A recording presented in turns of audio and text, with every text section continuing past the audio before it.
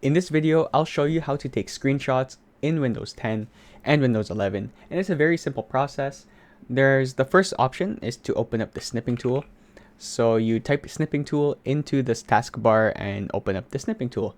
Then you can select the mode that you want to select. In this case, I'll just do a rectangular snip, and then it lets you select any sort of window that you want, and then you can paste it into a document, or you can save it as is.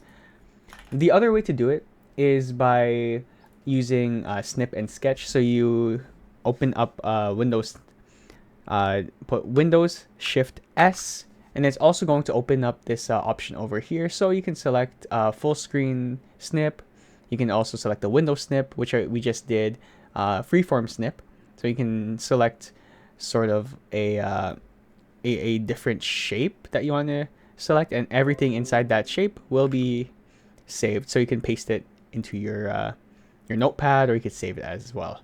So those are the easy ways to do it. Also, there's the print screen button on your keyboard. You can select that one, and you can also do the same thing. So that's 3 ways to take a screenshot and paste it in Windows. And if you find that helpful, go ahead and hit that like and subscribe, and I'll catch you in the next video. Have a great day.